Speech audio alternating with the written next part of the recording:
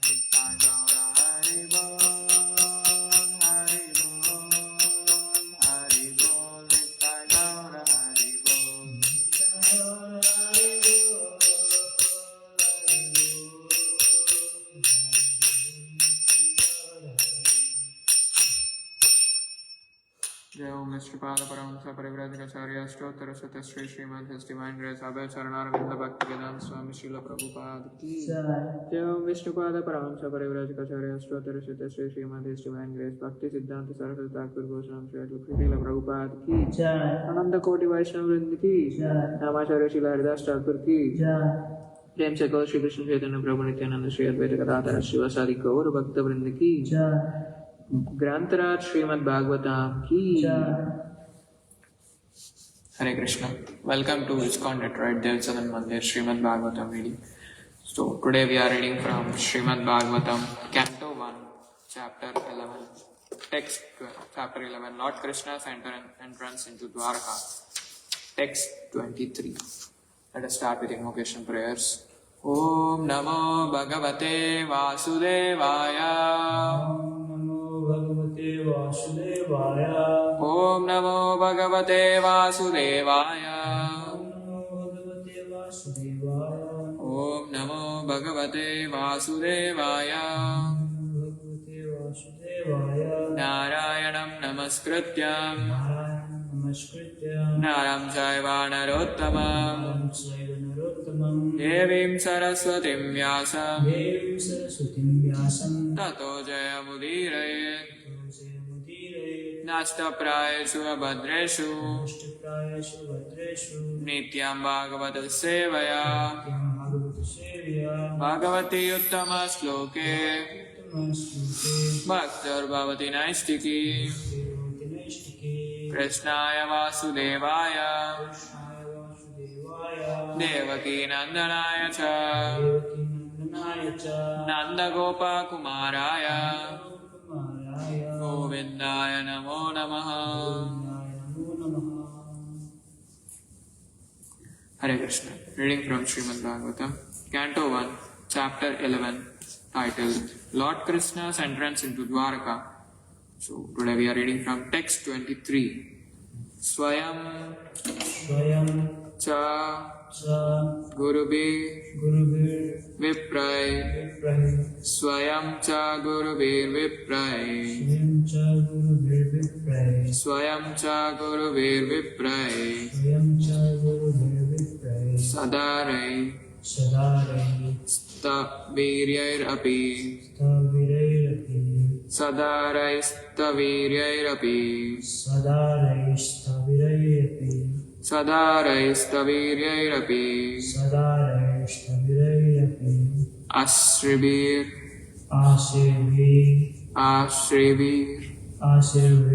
Yujyamano Anyer Ashribir Yujyamano Anyer Ashribir Yujyamano Anyer Vandibihis Chavisat Puram Vandivis Chavisat Puram Vandivis Chavisat Puram Swayam Cha Guruvir Vipray Sadarai Stavirayrapi Asivir Yudhyamano Anyer Vandivis Chavisit Puram. Anyone would like to repeat? Swayam Cha Guruvir Vipray Swayam Cha Guruvir Vipray Sadarai Stavirayrapi Sadarai Stavirayrapi Asivir Yujyamano Asivir Yudhyamano Anyer Vandivis Chavisat Puram Vandivis Chavisat Puram. Swayam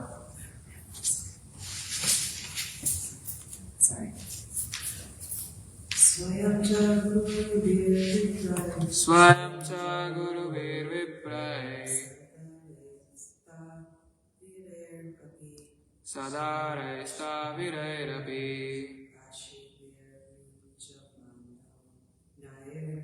Ashribir Yujyamano Anyer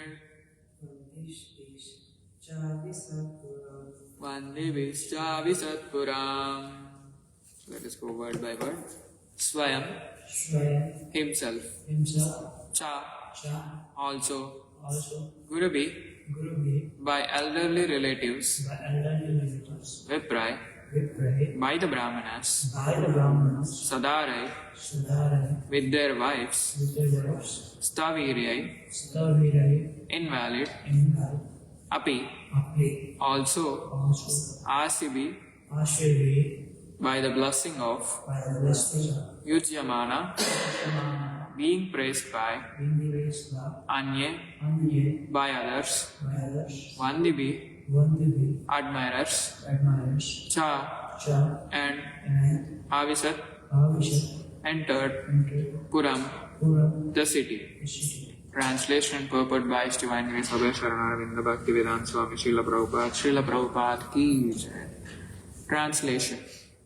Then the Lord personally entered the city, accompanied by elderly relatives and invalid brahmanas with their wives, all offering benedictions and singing the glories of the Lord. Others also praised the glories of the Lord. Please repeat. Then the Lord personally entered the city, accompanied by elderly relatives and invalid brahmanas with their wives, all offering benedictions and singing the glories of the Lord. Others also praised the glories of the Lord. Purport by His Divine Grace Abhay Sharanaravinda Bhaktivedanta Swami Srila Prabhupada ki jai. Purport. The Brahmanas in society were never attentive to banking money for future retired life. When they were old invalids, they used to approach the assembly of the kings, and simply by praising the glorious deeds performed by the kings along with their wives, they would be provided with all necessities of life. Such Brahmanas were not, so to speak, flatterers of the kings, but the kings were actually glorified by their actions, and they were sincerely still more encouraged in pious acts by such Brahmanas in a dignified way. Lord Sri Krishna is worthy of all glories, and the praying Brahmanas and others were glorified themselves by chanting the glories of the Lord. Om Ajnanatimirandasya Jnananjanashalakaya Chakshurunmilitam Yena Tasmai Shri Gurave Namaha Shri Chaitanya Manobishtam Stapitam Yena Bhutale Swayam Rupa Kadamahyam Dadati Swapadantikam Vandeham Shri Gurum Shri Yuta Padakamalam Shri Gurun Vaishnavamsa Shri Rupam Sagrajatam Sagana Raghunatanvitam Tam Sajivam Sadvaitam Savadutam Parijana Saitam Krishna Chaitanya Devam Shri Radha Krishna Padam Sagana Lalita Shri Vishakanvitamsta He Krishna Karuna Sindhu Dinabandho Jagatpate Gopesha Gopika Kanta Radha Kanta Namostute Taptakanchana Gaurangi Radhe Vrindavaneshwari Vrishabhanu Sute Devi Pranamami Haripriye Vansha Kalpatarubhyascha Krupa Sindhubhyaevacha Patitanam Bhavanebhyo Vaishnavebhyo Namo Namah Namo Vishnu Padaya Krishna Presthaya Bhutale Srimate Bhaktivedanta Swami Niti Namine Namaste Saraswate Deve Gauravani Pracharine Nirvishesha Shunyavadi Paschatya Deshatarine Jai Shri Krishna Chaitanya Prabhu Nityananda Shri Advaita Gadadhara Shri Vasadi Gaura Bhakta Vrinda Hare Krishna Krishna Krishna Hare Hare Hare Rama Rama Rama Hare Hare Jai Shri Krishna Jai Jagannath Jai Baldev Subhadramaya Jai Shri Krishna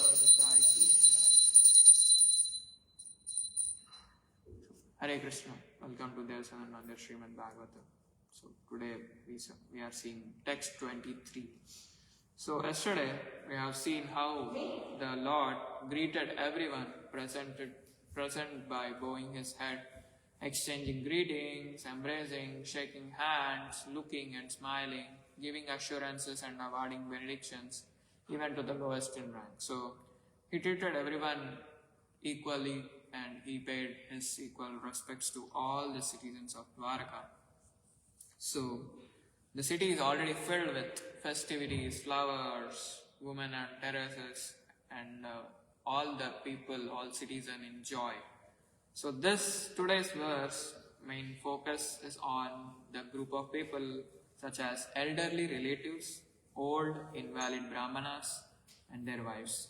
So thus resembles like devotion is not limited by age, health or any status. Bhakti is for everyone till their last breath.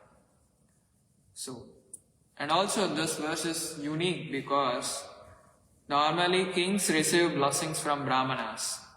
Here Krishna receives blessings, yet he is Bhagavan, he is the Supreme Personality of Godhead, but still he receives blessings from all elderly people, elderly brahmanas. So we can understand that it's not just a mere formality or just a ritual, but it's a loving exchange between devotees and the Lord. So today we're gonna see how, like, why do brahmanas bless the Lord? And next is dignified dependence of brahmanas. And at last, like, we see what is the difference between a glorification and a flattering thing. So, first comes first is like, why do brahmanas bless the Lord? So here we must understand that these all brahmanas know that Krishna is the Supreme Personality of Godhead. He is the Supreme Proprietor of this whole cosmic manifestation, but still they bless him as elders bless a beloved child. And even we see in the transcendental pastimes of Krishna in Vrindavan, so how Mother Yashoda and Nanda Maharaj and all the Vrajvasis, all those, how they treat Krishna as very small boy and a loving, cute boy. And they bless them, they bless Krishna. They were in Krishna's trance, so that even they think that this boy is an amazing, wonderful boy, but still they think he's a very little boy, young boy, and he's just a special boy. He's not some Supreme Personality of Godhead, because they are in Krishna's love. They are in that mood. So this teaches us that Bhakti is not some mechanical worship. Bhakti is developing a relationship with the Lord. So each and every one of us has a unique relationship with the Lord. So the main aim of Krishna consciousness is to revoke that relationship and to establish our eternal relationship with the Lord and get back to His supreme abode and render our eternal service to Supreme Lord and achieve our constitutional position as eternal servitor of the Supreme Lord. And we see various examples in transcendental leelas of Krishna in his childhood. So one of the leela is like Damodar Leela, where Mother Yashoda binds Krishna with a rope and mortar. So we all know that Krishna is the supreme controller of the universe, but still he allows himself to be scolded, bound, and being loved by his mother and all the Vrajvasis and all the gopis and all the citizens, all his cowherd boys and cowherd friends. So why did Krishna allow? Krishna can easily decline all those, but why he allowed is like, Bhakti can even conquer Bhagavan. Our devotion, our love can even control the Supreme Personality of Godhead.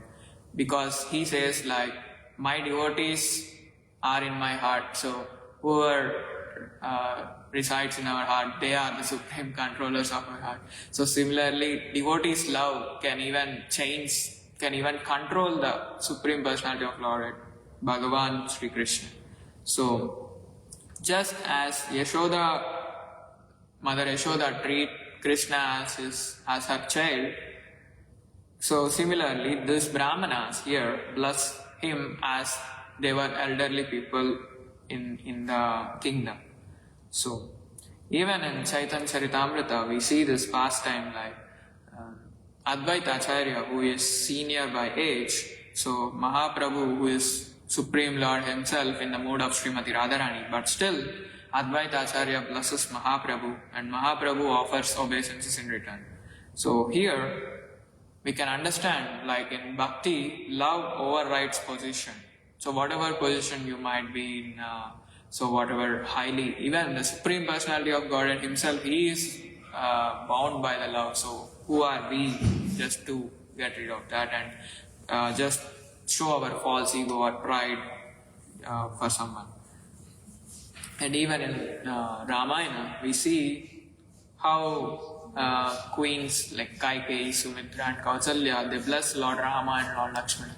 Even though they are Lord Ramachandra is the Supreme Personality of Godhead himself, but still Rama, even when Lord Ramachandra is about to leave for exile, the elders bless him and he takes all the blessings from his elderly parents, all the elderly people of the Ayodhya. Though he is supreme, he bows his head and he shows how a perfect man should behave and how well the common man and the king should rule his kingdom. He is a perfect personality. Like we say, Lord Ramchandra is Maryada Purushottama. So he reveals like how well to behave with others and how not to behave and how to treat elderly people. Even though he is the Supreme Personality of God, he need not respect anyone, but still he shows us just to make us understand that how to respect others and how to respect elderly people and how to be compassionate with younger people and how to be friendly with fellow beings. So here the Lord accepts love of devotees even when he doesn't need anything. He is Atmaram, he is self-satisfied, but still he accepts our love and our devotional service. By rendering our devotional service and love towards Krishna, we are being more pleased than him. Because he is already pleased, he is already self-sufficient, Atma Rama. But whenever we serve him, whenever we render our service, you can just relate a simple analogy. When you are in the association of your loved ones, when you treat them with great respect and with great facilities, rather than they enjoy those facilities, you will be much more pleased by serving them, by serving your loved ones and by serving your close mates. So just by serving in this material world some like relations and some close people, you get some joy. But what to speak of Supreme Personality of Godhead, who is our eternal Father, by whom if we render service to him, how much joy would we experience, which is unlimited and blissful. So one may think like, oh, okay, so I'm very small fragment. I mean, what can I offer to Krishna? So everything belongs to Krishna, so what can I offer?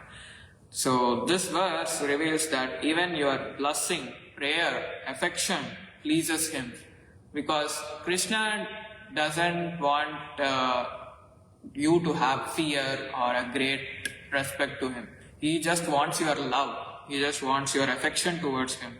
So bhakti is not about qualification, and bhakti is about connection, relation with the Lord. So how well you can develop that relationship and how well you can progress in the bhakti and spiritual life. So here, even we see this common analogy in our day-to-day life.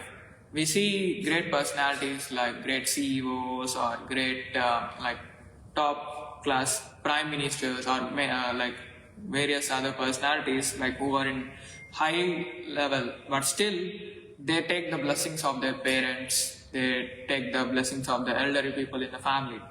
Because a mother blesses her son even if he is president, king or in general. Not because he lacks power, but just because the love flows naturally and she wants him to be succeed more and more in his life. So mother gives her motherly affection and blessings towards her son. So some of the key points to take away is like Krishna enjoys being conquered by love. Devotion is not just a protocol, it's the relationship with the Lord. And even the smallest offering, like even Lord says, Patram Pushpam Phalam Toyam, even if you offer a leaf, water, or some milk or any sattvic food, flower, even he accepts it with, if you offer it with love and devotion, he accepts it for sure. So when given with love, it attracts the Lord. So next comes is the dignified dependence of Brahmanas. So as the purport says here, Brahmanas did not store wealth, did not plan retirement. They're just simply dependent on dharma, kings, and ultimately on Krishna, who is the Supreme Personality of Godhead. So as we see in Shrimadbhagavatam in upcoming cantos, in 10th canto, the story of Sudama Brahmana, who is a friend of Supreme Lord Sri Krishna. He is a childhood friend of Supreme Lord Sri Krishna. He is a poor Brahmana.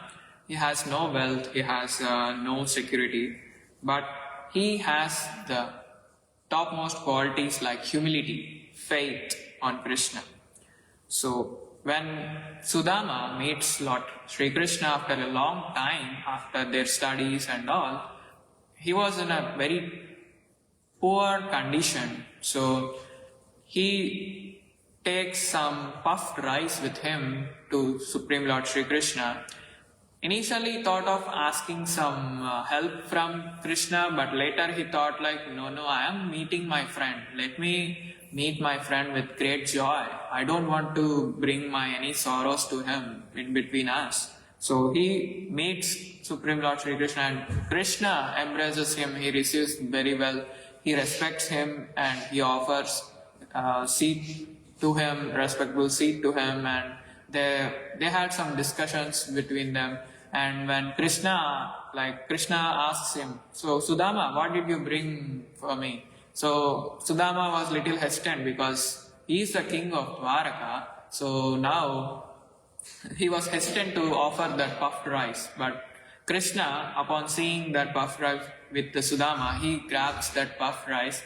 Oh Sudama, this is amazing puffed rice. I have never tasted this puffed rice ever before. Because Krishna sees the love and devotion, love and that friendly affection of Sudama here. So Krishna, upon accepting that puffed rice by Sudama, he personally arranges everything for Sudama. Even Sudama doesn't know till the time he approached his own place, but when he approached his own place, he was amazed to see a great palace building and very opulent building with all the servants serving the place, and he got all the riches and all. Then he understood that dependence on Krishna never ends in loss or fear for us.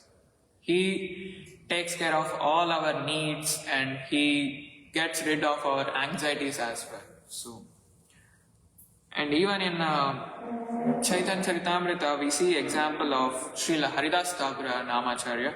So he has no job and he has no savings, but he has only thing that is very powerful, holy name association. So Mahaprabhu, personally he sends prasad every day to Srila Haridas Thakura and protects him, and he takes care of him, and he visits him quite often to see how Haridas Thakura is doing. So one of the great lesson to take is one who depends on holy name is actually depending on Krishna, and Krishna takes care of them personally, as we see the example of how Mahaprabhu takes care of Srila Haridas Thakura.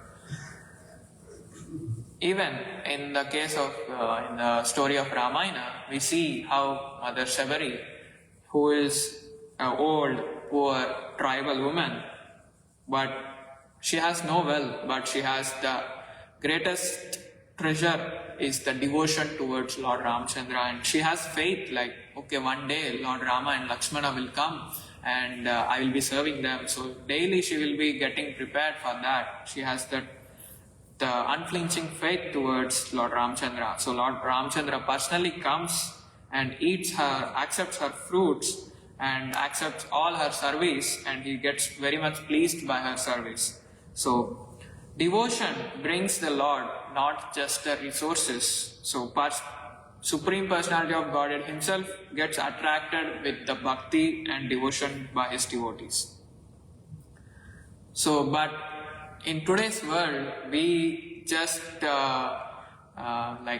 determine how secure we are by seeing our bank balance, or we just determine are we having insurance for this, insurance for that, insurance, health insurance, car insurance, rental insurance and everything.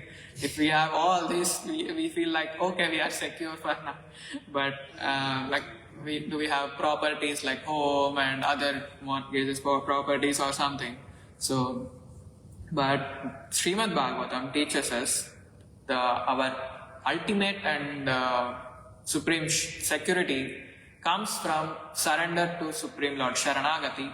When we surrender to Supreme Lord and when we take the shelter of lotus feet of Supreme Lord, we get the ultimate shelter from in the whole universe. So it's the ultimate and most important shelter for all of us. It's not an irresponsibility, but it's a faith-centered responsibility and loving devotion towards Supreme Lord. When we take his shelter, and all our anxieties, all our fears gets off from us, and we will just be like in the service of Krishna eternally. We will be protected and we will be in safe hands. As even in Bhagavad Gita we see the last instruction, like Krishna says, abandon all varieties of religion. I will take care of you. Do not fear, do not lament. So, and when we see, even in our day-to-day life, the common analogy like a child holding his father's hand, and when we see a father and a child walking down the street, so child feels safe while holding his father's hands, not because of strength, but because father is holding the hand. Father takes the ultimate care of his son. So similarly, if devotees feel safe not just because of money, but because Krishna is holding their life, Krishna is protecting them at each and every moment of their life. So Krishna, if we give our hand to Krishna, if we keep our everything, if we surrender our life to Krishna, if we give the control of our life to Krishna, then our life will be much more perfect than we think, than we could imagine also. We try to do something that we don't know whether it is good or not for us. But Krishna knows everything. He knows what to give and what not to give, and at what time to give to us, and what is good for us. So we just have to pray, oh Krishna, whatever you feel as good for me, just give me that, and please engage me in your service so that I will be more and more purified. So here, key points to take is like real wealth is trust in Krishna, and real dignity is simple living with strong faith, and devotion is the best insurance policy, because devotion which leads to Krishna ultimately, so it's the ultimate protection. This, even though if you see like some insurance also, sometimes they will say that clause, this clause, and they will simply reject your claims also. And when we see a multiple number of cases in that, so we feel like, even though we have taken this insurance, it's not getting used, and they are just simply rejecting my claims as false claims. So even in the midst of dangers, sometimes the insurance couldn't work out for us. But if we take the insurance of Supreme Lord Sri Radha Kunja Bihari, then ultimately everything will be getting sorted. But it may take time, but still if you have if you have a unflinching faith and devotion towards Krishna, it will happen for sure, and you will be protected for sure. And next one we're gonna see is like, what is the difference? What is the actual difference between a glorification and a flattery? So the key distinction here mentioned in the purport is like, Brahmanas were not flatterers. They glorified because the Lord is actually truly glorious. The Supreme Personality of Godhead is there in the kingdom, means how fortunate they are and how opulent the whole kingdom could be, because he's been served like by millions and millions of Lakshmis in that spiritual abode. He left all that and he descended to this material world, and how glorious it could be. This is the heart of bhakti. It's not just natural appreciation or a not artificial praise. It's just coming from the heart. It's our natural feelings. When even if you want to glorify your loved ones, like when you get amazed by seeing them, or when you get by their wonderful acts, like even when we see our like small children in our families, when they do little things in an amazing, cute manner, we just praise them and we just encourage them more and more, such that they will be getting more and more encouragement, and they will be more and more performing better and better, and they will be more and more creative. So here, appreciating king and praising king, it's not just false flattering, but it's purely love and expressing devotion towards Krishna. And in the upcoming 7th canto, we see how Narad Muni glorified Prahlad Maharaj, who is a very small, Prahlad Maharaj, who is a very small boy, but he was glorified by sage Narada. Why? Why did he glorify Prahlad Maharaj? We see how this Prahlad Maharaj, when he was very small by the age of 5, he underwent many severe problems which were being caused by his own father. But still, he has this unflinching faith and devotion towards Supreme Lord Sri Krishna. And this, because devotion deserves honor, even the great sage like Narada is glorifying Prahlad Maharaj. And true glorification recognizes bhakti, not just position. How much big you are, how much small you are, it doesn't matter. How much sincere in your bhakti is just matters. And how sincerely you are trying to render your services to Supreme Lord Sri Krishna, and how well you are engaging, and how well you behave with others. What's your attitude in dealing with other Vaishnavas, and how well you are associating with people, and how well you are following the Vaishnava etiquette matters a lot in the process of bhakti. So true glorification comes upon following all this and upon sincerely rendering our service to Supreme Lord. We, like Vaishnavas, don't seek for any glorification. They just simply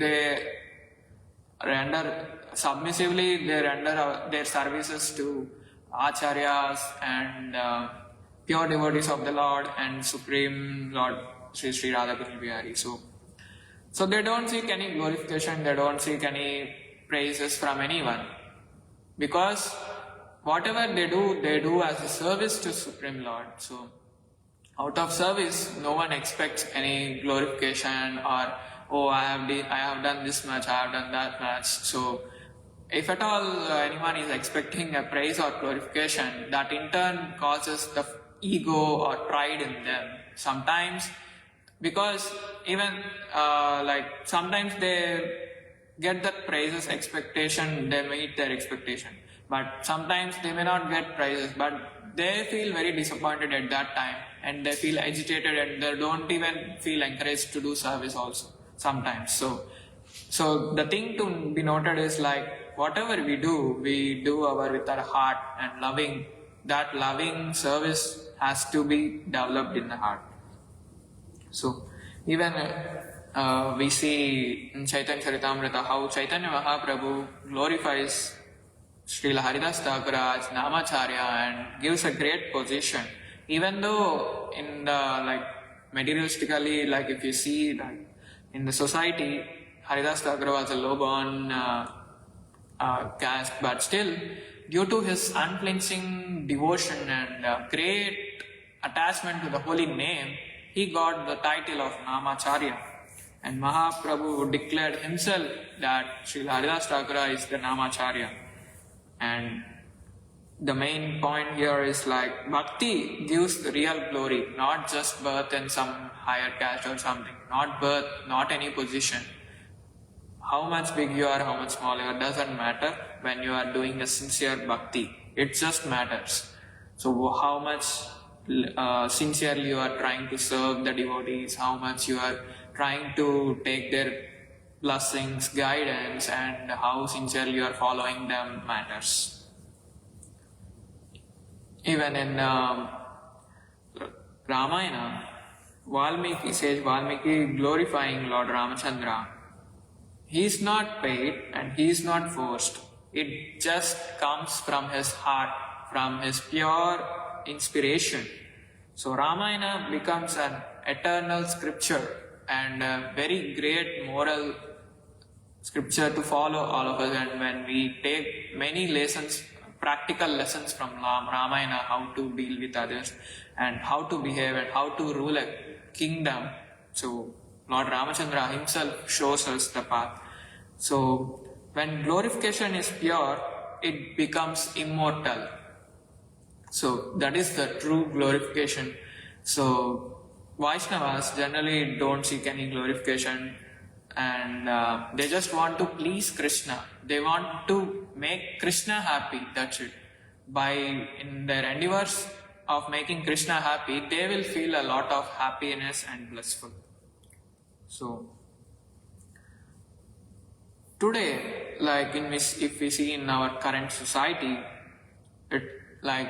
many people they just come for temple as a thing to show off, oh, I'm going to temple, I'm doing this, I'm doing that. So devotion is becoming a performance. So, but Shrimadbhagavatam says devotion remains private, sincere and simple. So it's not just a merry thing to show off to others oh, I'm doing this much, I'm doing that much. Because what are you saying to others? Are you just doing for someone else's sake or for your own purification, or just to make sure oh, he's a great personality? It's not the thing. We are doing our sincere efforts, we are making our sincere efforts to serve Sri Radha Kunj Bihari. So when he gets pleased, then everything, everyone will be pleased, and even the demigods will even worship the great pure devotees of Lord. So because you are having that fortune to serve the Supreme Lord, even the demigods are having a very rare chance to meet the Supreme Lord Sri Krishna. So one last analogy I would like to make in this regard of flattering versus glorification is mirror versus perfume. So this flattery thing is just like spraying perfume or incense on mirror, and glorification is just like cleaning the mirror, because one hides the reality and one reveals the truth. Because by glorification we see our true image when we clean the mirror of our mind and it got dust. So we see who we are, what is our true position, and what we have to do, what we have to make our endeavors, and how to sincerely follow the path of bhakti, because it reveals our true identity as an eternal servitor of the Supreme Lord. And after that we try to, we are not this body, we are the soul, we are a fragment part of Krishna, so we have to serve Krishna and make him happy. So then we slowly take to that path, and we try to associate with saintly personalities. We'll take their guidance, we'll see their life as practical example. We see the lives of our acharyas, Srila Prabhupada and Srila Bhaktisiddhanta Saraswati Thakur and all the acharyas, Goswamis. So by seeing them, we get inspiration and motivation to perform more and more and to spread this Krishna consciousness more and more in our society. And flattery thing hides reality. It's just just coating, like sugar coating on something. Because eventually, after some time, you will feel, oh, this is not the truth. This is something just make-up thing. It's not the actual thing. So, the key takeaways from this section is like pure intention makes ordinary acts divine, and glorifying Krishna purifies our heart, and simplicity is the thing that protects our devotion. So, how much simple possible we have to be, like we see in the Sikshastaka prayer as well. Trinadapi sunichena tarvarapi saishnana. We have to be humbler than a blade of grass and tolerant than compared to a tree. So the three important lessons from this verse is like love conquers God as the Brahmanas blessing Krishna, and faith gives dignity, Brahmanas who are depending on Krishna, and purity gives the glory, as we see example of how Brahmanas glorifying the Supreme Lord sincerely out of their heart. So, I would like to conclude today's lecture by these few takeaways. Please forgive me if I have misspoke anything, and any comments, questions, realizations. What about sincerity? Because I was reading this one book, and they asked Shrimadbhagavatam, how to be sincere. It's just like, be sincere. How is this sincere? Right? Like, because it's devotional service, the more you do it sincerely, right? The potency of that service really comes through in the period of that service. So, it was just like basically just be sincere. Just get it. And stuff when you're doing it. So, there's no magic formula. Yeah. Thank you. There's differences in between glorification and flattery. One is based on reality, one is based on emotion. That's nice. Yeah, because like many people, they want like flattery things only, because many people they seek like glorification. Oh, I want to be like that, I want to be this, I want to be praised by everyone. But eventually, after some time, that will not last forever. But because the friend who you praised, like whom you got praise from, may not after few days may not praise you, and you will understand one day that, oh, that person, he just praised for something else. He expected something else from me, so he just praised for me, praised for obtaining that. So when you don't have anything, that no one will care, like, oh, this person is, even though you do much more than that, but you won't get any flattering praises thing.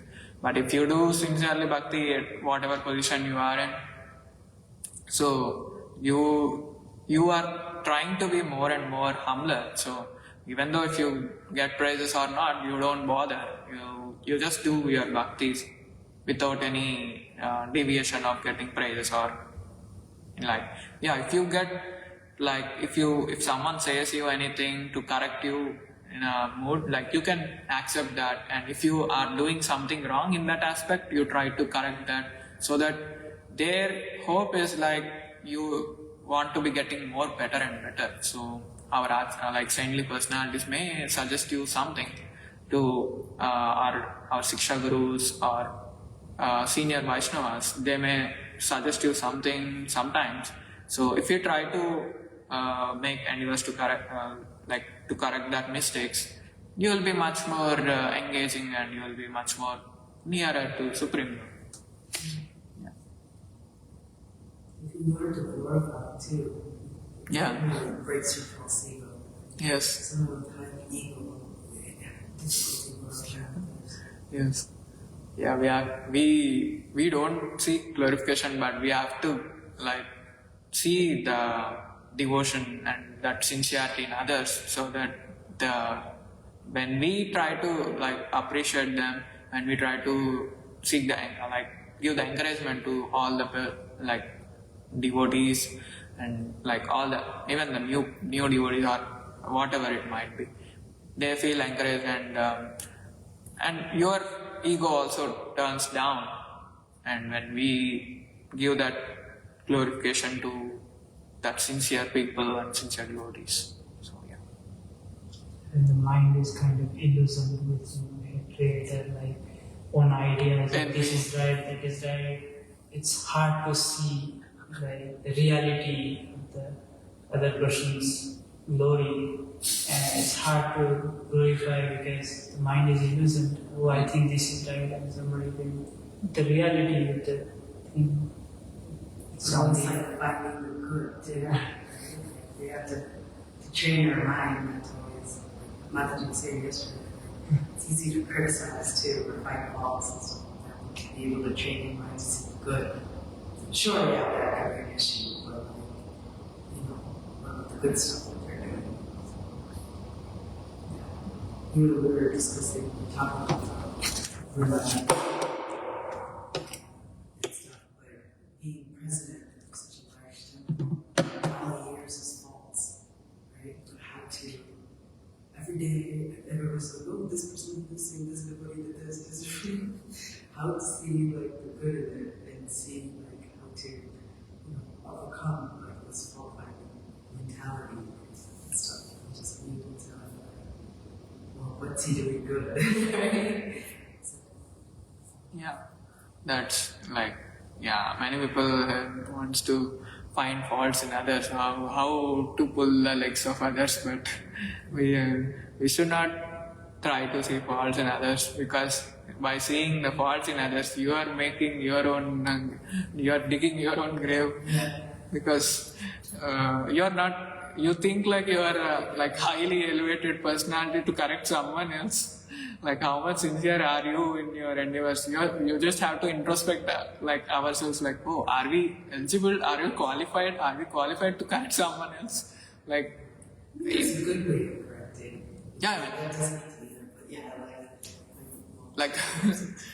Publicly chastising, it's not a good thing. So we have to take the association, and we are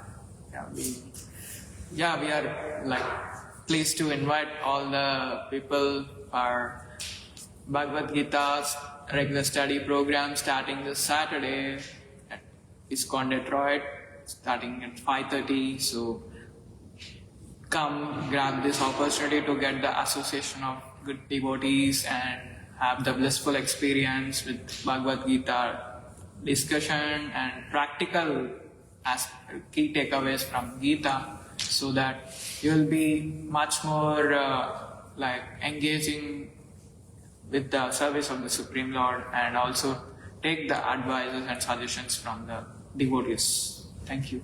Hare Krishna. Canto Shrimadbhagavatam ki Jai.